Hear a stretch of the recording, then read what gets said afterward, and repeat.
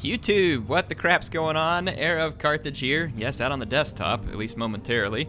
I want to show you some stuff from who's a great player in Total War Warhammer. He's way up on the battle list. He's sent us replays before. I wanted to talk about some stuff. First, I wanted to show you what he says is an auto-win army versus greenskins. And I think I can zoom in a little bit so you all can see it better. Yeah, so you can see the army here. But essentially, it's he's got a Vampire Lord, 2 Banshees, 4 Skeleton Warriors, 2 Skeleton Warriors with spears. He's got a Blood Knight, 4 Crypt Horrors, and a Mortis Engine. And he feels like this is an auto-win army versus greenskins. I believe he sent me a replay, so let's go check that out real quick. So I'm going to flip back over to Warhammer. And let me tab in on my game. There we are. So let's do this. I'm testing out my new Stream Deck tool that I got from Elgato. It's pretty cool. You can use it for switching around between desktop and games and all kinds of stuff. Not that most of you would have any interest in such a thing because most of you don't stream stuff, but to me it was interesting, so that's why I'm not going to cover really what it is. So he's playing up against Rigson and his greenskins, and you can see this greenskins build is definitely intended to be anti-vampire, similar to ones that I've used recently, and some people really liked it. And don't get me wrong, it's a cool build, but let's see how it does up against a player who feels like he's well prepared for such things. So we've got Morgrub's Mangy Marauders, Spider Rider Archers, Azhag the Slaughterer, Rusty Heirs, Goblin Archers, Giant, a couple of Black Orcs, and then Biggins. So this vampire player has foregone any cavalry. The Spirit Leech War begins. So you can see Azhag putting Spirit Leech down on, oh sorry, this is Manfred. Yeah, so it's not exactly like the build that we saw in the description then, but very close. So Manfred can heal though, and that's the big advantage he has over Azhag. So Azhag can Spirit Leech him, but it's almost like Manfred is just leeching his magic, if that makes any sense. Banshees are difficult for the greenskins to kill, except for with Spirit Leech. And if that Spirit Leech gets used on Manfred, it's not as good. So I almost kind of feel like the Banshees maybe should have been the target of the Spirit Leech. Manfred is going to take some pretty serious heat here, and Azhag's in pursuit. Azhag is fast. Do not underestimate Azhag in terms of his speed. Look at the juking and dodging here by Robin. He's able to keep Manfred just ahead. Right there, he kind of gets caught for a second, but then flips back around. So he's able to stay out of Azhag's hands fairly well, and his army continues to approach. The Blood Knights doing a first strike over here. Manfred moves on through. Going to raise some zombies on the Rusty Heirs. That's a great deal. But he's in trouble. He's pretty low on health, but he can use the Invocation of Nehek, so Manfred's going to get a bunch of his health back. Greenskin army is engaging the skeletons. The Crypt Horrors and the Claw of Nagash now can be put to use. And you can see Manfred's dangerously low. Takes a Spirit Leech from Azhag. Let's see if the Blood Knights can get into these Mangy Marauders by chance. So here comes the Crypt Horrors and the Claw of Nagash right up the center. Manfred is still alive. And Azhag is in pretty good shape, so one might think that the greenskins are gaining the advantage at the moment. Let's see how it plays out. Got the archers. You can definitely see the merit of this greenskin build against the vampires. There's another Invocation of Nehek up, and you can see that Manfred being skillfully maneuvered away from Azhag. And Manfred healing quickly. And if Manfred gets healed enough, he might be able to stand toe-to-toe with Azhag. Claw of Nagash now causing terror, and that's the danger. Terror amongst a greenskin army can be very difficult to deal with. Some of the Crypt Horrors are taking a pretty good beating here from the mobile archers. And you can see in places the Skeleton Warriors are losing. Manfred's just buying time. He's completely out of healing, so he really can't face Azhag at the moment. He's going to have to stay on the move. This keeps Azhag busy. Another Spirit Leech or so, and Manfred would be in some real trouble. The Giant's getting taken on by 2 Banshees, and the Blood Knights are nearby for support. Let's see where the Mortis Engine, yeah, is going to be completely unchecked, and it can just pull away all the life of these Black Orcs. Yeah, look at Azhag struggling. He can chase, but he's just really struggling to catch up with Manfred. There comes the Spirit Leech, so Manfred should be in trouble.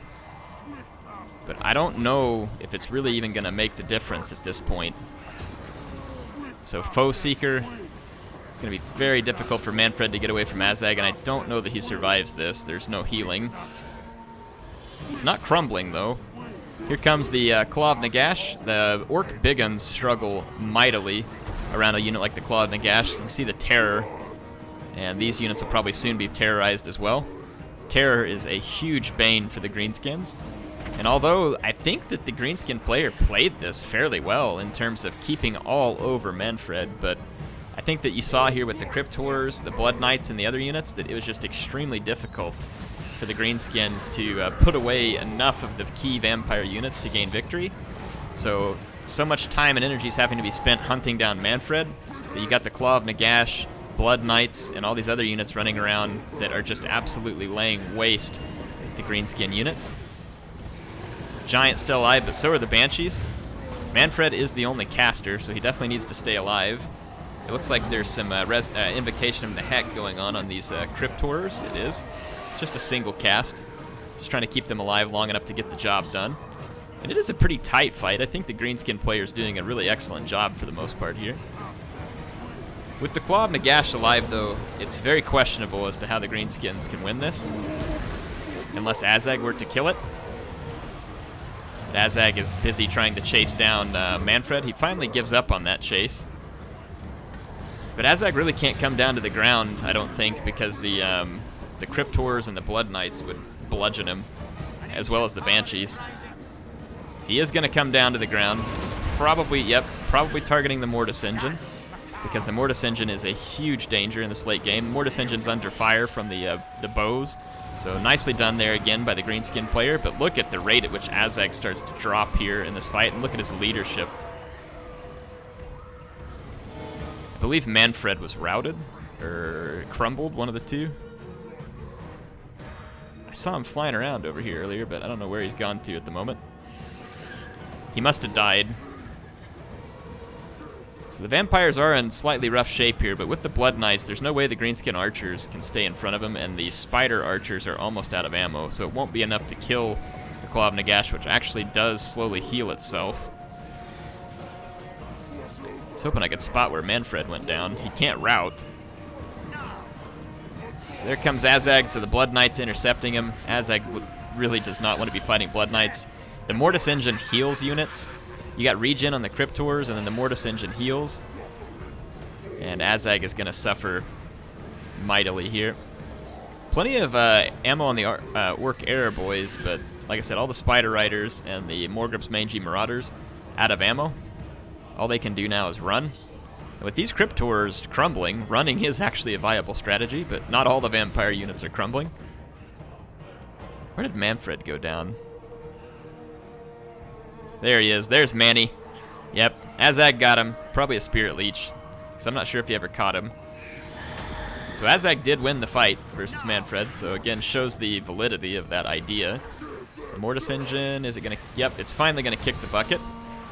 But there's two Banshees and the Blood Knights left. The only downside for the vampires is losing the Mortis Engine makes them lose their last source of healing. Outside of the regen that the Crypt Horrors have.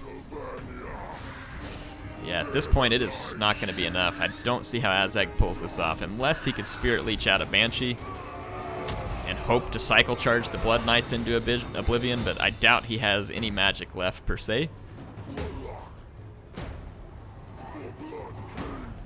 Yeah, it's just going to be downhill. Really, really nice fight. I enjoyed this. Thank you, Eerie Robin, and thank Rigson. It was a great fight. I can tell by just watching these two players that both of them are way beyond my capability. And so I kind of enjoy watching it. Yeah, there's a Spirit Leech on one of the Banshees, as I would have hoped to see from Azhag. So he does get a lot of damage, but I mean, what can you do at this point? You really can't. So this is gonna be game over. Greenskins are out. What a fight, though. What a fight. It's a close fight. And he said this build is an auto win. I'm assuming that Eerie Robin means this build is an auto win. Number one, it has to be used right. And number two, it means that an opponent may not be as capable as Rigson here, and that would probably make it what he's thinking in terms of an auto win. For like a player who's not as experienced, picking the Greenskins, coming up against this vampire build, I could easily see how someone would get face rolled. by this build. So, pretty interesting. So that was the vampires without Graveguard. So Eerie Robin had made the argument in some of the comments that vampires do better without Graveguard most of the time. And this was one such demonstration, how spending the extra money on the Graveguard wasn't worth it because the Crypt Horrors are more versatile, they're faster, they have regen, they're armor piercing, whereas Graveguard that have the armor piercing are extremely expensive, and they don't have some of the regen. And then the Flying Vampire Lord used for his speed and annoyance, basically. Wow, there's a Night Goblin Shaman there that whole time, and I didn't even recognize it. Well, you know what, though? That's a great play on the part of the Greenskins. I didn't even think about that, but the Night Goblin Shaman is fantastic because it limited the magic of Manfred, and you can see he's not dead. So just keeping the Night Goblin Shaman on the battlefield alive takes the magic away from the vampires. Wow, yeah, I would have never thought of something like that. So, again, Rigson impresses me there. That was a very intelligent pick, and I'll explain why real quick. So, again, this is why I like watching other players. Sometimes I just don't think of stuff like this, and I like seeing the way people think and the way they play. So what Rigson did here was he picked the Night Goblin Shaman for this ability. So it's reduced power recharge rate for all enemies. So basically it means that the recharge rate for the vampires would have been extremely slow as long as this little bugger was alive. And he can Vanguard deploy, and you can stick him anywhere. So if you're planning on using all your magic with Azhag, the benefit is that you can take this guy like this. I don't know if this was the case, but it very well could have been. You can get rid of everything, and it's 230 gold, basically, to invest in a guy that can hide anywhere. And you just stick him out there, and map-wide now the vampires can't regen, or can't replenish their magic very well. That is actually pretty clever. Nice. Anyway, like I said, hope you enjoyed this battle. Appreciate MSI sponsoring my channel. They are an awesome sponsor. If you're interested in either computer stuff for your Total War needs, let me know, and I'll try and answer your questions. But appreciate them being a great partner. Thank you for watching. Appreciate all my awesome viewers. If you want to subscribe, click the logo in the bottom right-hand corner, and it'll keep you up to date with all the newest content. I'm actually going to be back for the next couple of days covering some more stuff that Eerie Robin showed me, amongst other things. There'll be a variety. It won't just be vampire builds for the next few days, but yeah, I do want to cover what he sent me because it's very interesting, and like I said, comes from a skilled player, so I think you'll enjoy it. Anyway, HeirofCarthage signing out for now. I will see you all soon.